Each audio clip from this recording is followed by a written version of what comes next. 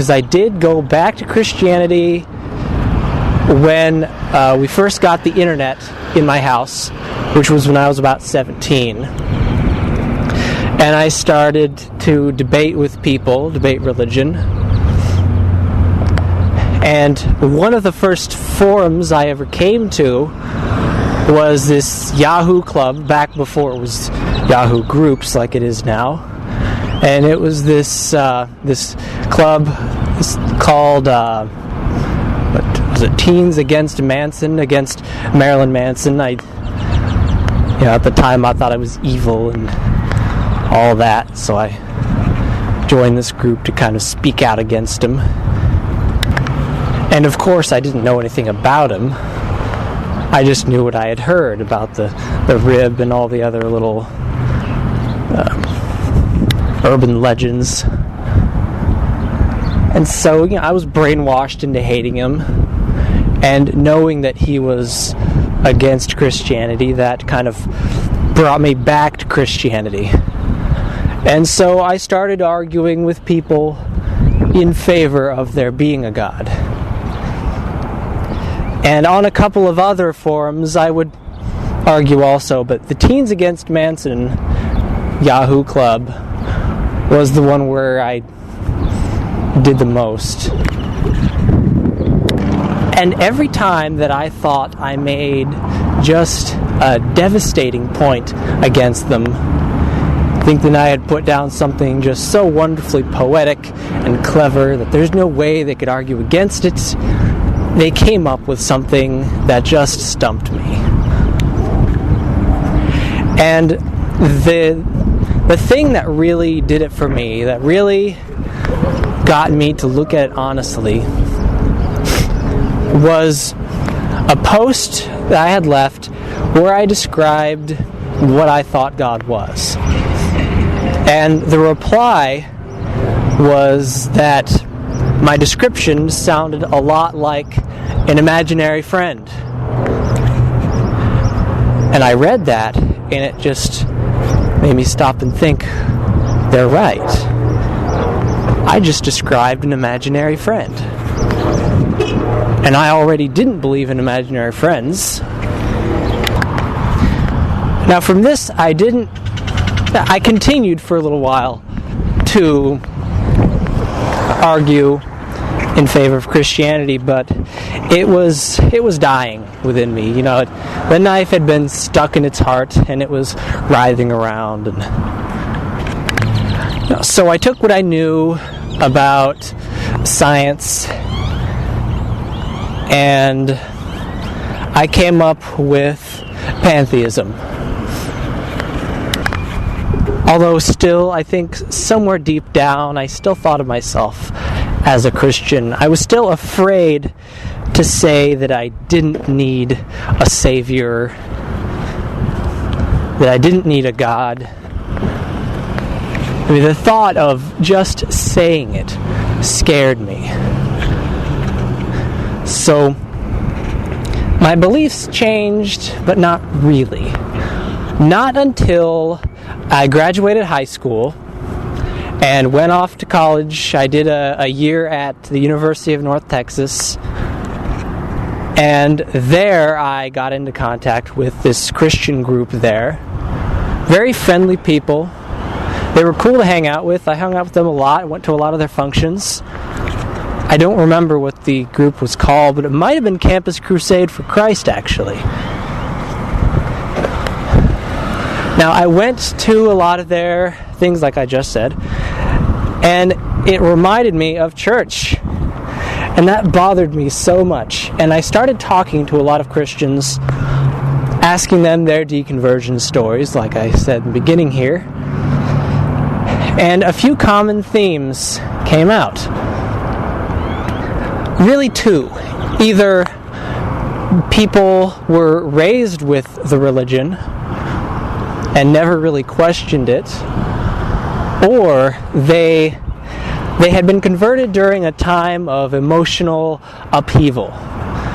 They were in trouble, they had substance abuse issues, anything like that, and then this brought them comfort. And since it brought them emotional comfort, they aligned their way of thinking to it and became Christians. Now, my life was not, at this point, without emotional upheaval. I skipped a huge chunk with some issues that I had as far as, first loves go, and those were actually pretty important in the formation of my beliefs. But they're not really that important in the coming to atheism. Maybe I'll talk about them in another video, but right now they're not really important. So going back to this Christian group that I hung out with, I wasn't openly a non-believer. Not with all of them. One of them knew, the one who I guess brought me to the group, he knew that I was questioning and I didn't really believe exactly. And I guess he was trying to get me to believe, of course, as was his Christian duty. And so I don't fault him for that. In fact, I'm glad he did. Talking to these Christians and learning about them and learning about Christianity forced me to sort of admit to myself that this stuff was not for me. I was not a member of this group, really. I didn't belong. And so one day, I took the leap and said to myself, I am not a Christian. I don't believe in Jesus. I don't need a Savior. I am not a sinner. There is no sin. It's all just stuff that was made up so that someone could control my thoughts. But still unable to be an atheist, to not have a God, I turned back to nature and looked at the universe and decided that it was my God. I didn't exactly worship it because it wasn't really a being. Here's the way I thought of it. Every cell in a human body is an independent living thing. I suppose in some way it depends on the others for survival, but it's independent. It's a living thing. It does everything that a living thing does. But together, all the cells become a greater consciousness. Now, your mind is conscious of all your cells in a way, kind of a limited way, but the cells are still not really conscious that they're part of a greater thing. And so, I thought of human beings as the cells in the great universal consciousness.